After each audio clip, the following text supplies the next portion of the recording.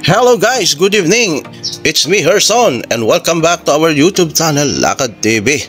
So eto, abalang-abala po tayo ngayon dito sa kusina for our preparation ng ating dinner party at beachfront dito sa Dinadjawan.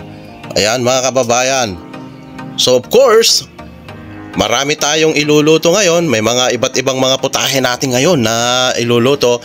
At syempre pa, manood lamang po kayo mga kababayan kung paano natin i-prepare lahat ng mga ito at ating pagsasalu-saluhan mamaya right after na makapagluto tayo. Okay, let's get started mga kababayan. Unahin na natin si Pusit na sumasagit-sit. Syempre yan, nagbubugayan ng tinta na itim para hindi siya makita ng kanyang mga kalaban o kaya ng mga predators na pwedeng kumain sa kanya. Napakasarap nito mga kababayan, lalo na kapag may itlog. The best yan mga kababayan. Yummy yummy. At eto guys, sa banda rito naman ay magsisinigang soup tayo. Ayan, at lalagyan natin siyempre ng pompano at ulo ng yellowfin tuna. Napakasarap. Kailangan natin ng humigop ng mainit na sabaw. At syempre pa, one of our all-time favorite, walang iba kundi ang inihaw mga kababayan. Pero sa aming mga Ilocano, ang tawag namin ay insarabasab. Ayan, mas simple kasi hindi na natin ito lalagyan ng utak ng baboy or yung mayonnaise na nilalagay.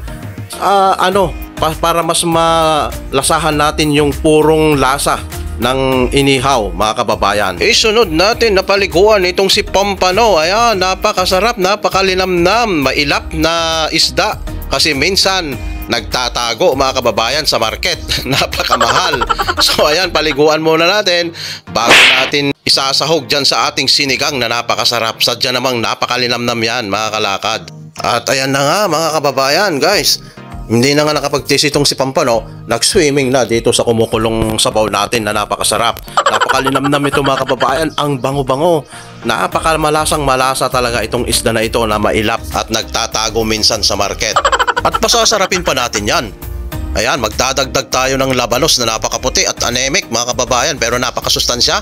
At syempre pa, yung okra na napakadulas at napakamahal. Sinigang mix asim sa sarap, ito mo na. Dahil ang ating mga gulay, si okrang mahilig mang okray, si labanos na anemic, at si siling mahapde ay lalong pinasarap ang ating lutong sinigang. Eto namang si hipon ay hindi na rin makapaghintay.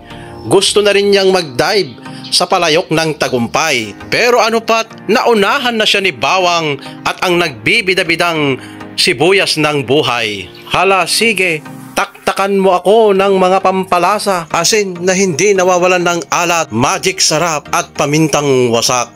Hala, sige, ibuhos mo na lahat para sa inaasam-asam na sarap.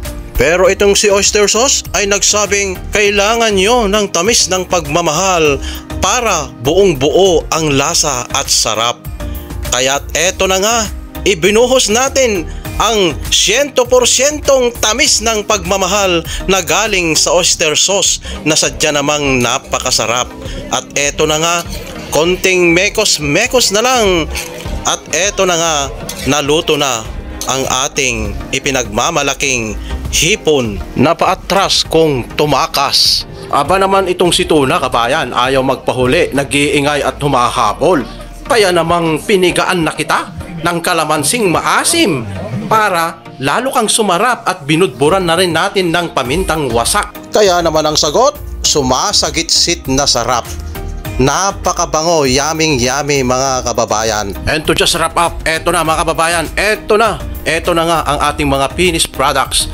Pinasarap ng iba't ibang mga spices at mga condiments. Ayan mga kababayan. And to top it all, as final touches, binudburan natin yan ng pagmamahal at pagtutulungan. Kaya ano pa ang inihintay natin mga kababayan? Lapang na, kain na at tikman natin ang ating pinagpaguran. Eto na sila. Ayan mga kababayan, tignan nyo lang mga kababayan at kakain na nga tayo.